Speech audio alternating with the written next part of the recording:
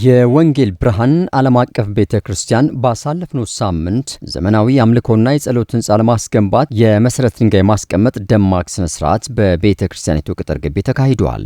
በዚሁ የመሰረት ድንጋይ ማስቀመጥ ስነ ስርዓት ልዩ ፕሮግራም ላይ የወንጌል ብርሃን ዓለም አቀፍ ቤተክርስቲያን መጋቢ ሐዋርያው ዳንኤል መኮንንና ሌሎች የሃይማኖት ተቋማት የሥራ ኃላፊዎች፣ ከፍተኛና የመንግስት ተወካዮች፣ ጥሪ የተደረገላቸው እንግዶች በስፍራው ተገኝተዋል።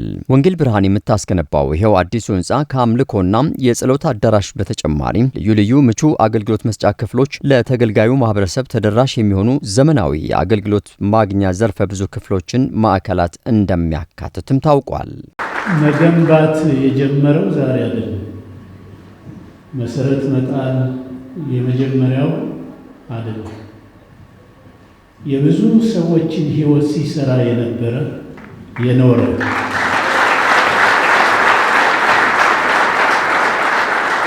እግዚአብሔር ሰው እኔም እግዚአብሔር እድሜ ሰጥቶኝ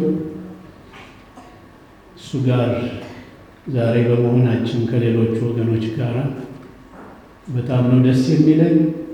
ይህን ስራ ፕሬዝዳንታችን ዶክተር ታሰው እንዳሉት ቶሎ ያልቃል። ምክንያቱም እግዚአብሔር ከኛ ጋር ነው። እግዚአብሔር ያለበት ነገር እግዚአብሔር የጀመረው ነገር በስሙ የሚጣል መሰረት አይዘገይም ብዬ አምናለሁ። ይሆናል። የኢትዮጵያ ወንጌላውያን ቤተክርስቲያናት አባል ትንሽ ቆየት ካሉ አባላት አንዷ ስለሆነች እና በሰው ሕይወት ላይ በምትሰሩት አትታሙ። እግዚአብሔር ደግሞ ለሁላችን ሕያዋን የሆኑትን ሕንፃዎች ለመስራት ጥበቡንም አቅሙንም ጸጋውንም ይስተላልፋለሁ። አመሰግናለሁ። ይህንን የምንሰራው ስራ ከነዚህ ከአካባቢው ጋር ከከተማዊቱ ጋር የልማት ስራዎች ተጣጥሞ ሊሄድ የሚችል ስራ መሰራት ስላለበት ማለት ነው። ለምን ለሚለው ዶክተር ጣሰው ቅድም 5 ነጥብ አንስተዋል። 5ቱንም ይዣቸዋለሁ።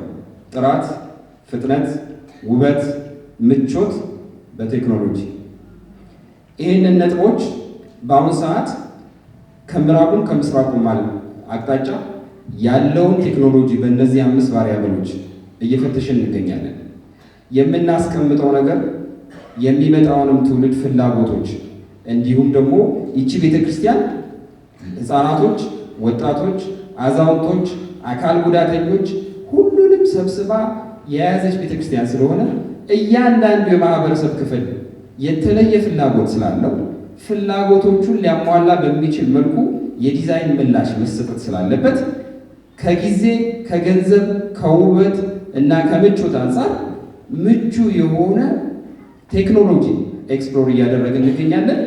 አሁን ላሳያችሁ የምፈልገው ነገር በታሳቢነት እንድትይዙልን የምንፈልገው ይህን ዲዛይን ከተሰራን በኋላ የተለወጡ በርካታ እውነታዎች ስለነበሩ እነዛን እውነታዎች ሊያንጸባርቅ በሚችል መልኩ የዲዛይን ክለሳ፣ የቴክኖሎጂ መረጣና ቀጣይ የምንሄድባቸውን አቅጣጫዎች እየሰራን ስለምንገኝ ነገር ግን የምንፈልገውን ቫሪያብሎች ስለሚያሟሉልን እንድትመለከቱት እንጂ የመጨረሻ እንዳልሆነ ማሳሰብ ፈልጋለሁ።